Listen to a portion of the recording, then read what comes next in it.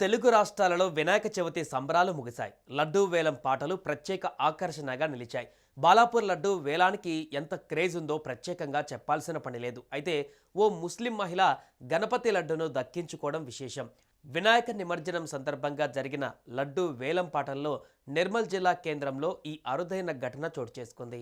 ఒక ముస్లిం మహిళ నిర్భయంగా వేలం పాటలో పాల్గొని 1,88,888 రూపాయలకు పాట పాడి లడ్డూ దక్కించుకుంది.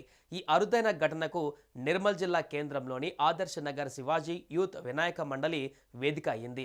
వృత్తిరీత్యా న్యాయవాది అయిన మొహమ్మద్ అమ్రీన్ అనే యువతి నిర్మల్ పట్టణంలోని ఈద్గాం ప్రాంతంలో ఇంటర్నెట్ సర్వీసెస్ నడుపుతుంది.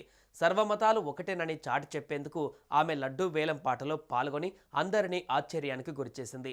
గతంలో ఈ వినాయక మండలి ఆధ్వర్యంలో చేపట్టిన లడ్డూ వేలం పాటలో ఎప్పుడు కూడా ఈ స్థాయిలో పోటీ లేదు. కానీ ఒక ముస్లిం యువతి లడ్డూ వేలం పాటలో పాల్గొని భారీ మొత్తంలో పాట పాడి దక్కించుకోవడం నిర్మల్ జిల్లా కేంద్రంతో పాటుగా రాష్ట్ర వ్యాప్తంగా కొత్త చర్చకు దారితీసింది. వేలం పాటలో లడ్డూ దక్కించుకున్న మొహమ్మద్ అమ్రీన్ను వినాయక మండలి సభ్యులు ఘనంగా సత్కరించారు. జిల్లా వాసులు అభినందించారు. ఇక ఇదే నిర్మల్ జిల్లా కుంటాల మండలంలోని అంబకంటిలో మత సామరస్యం వెల్లువిరిసింది. శుక్రవారం నాడు స్థానిక యూత్ సభ్యులు గణేష్ లడ్డూకు వేలంపాట నిర్వహించారు.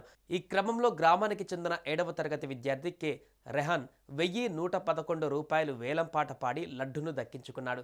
ఇక నారాయణపేట మండలం ముష్టిపల్లిలో ఎండి పాషా అనే ముస్లిం వ్యక్తి 26,116 రూపాయలకు లడ్డును దక్కించుకున్నారు. కులమతాలకు అతీతంగా ఐక్యతను చాటిన వీరిని గ్రామస్తులు ఇప్పుడు అభినందిస్తున్నారు.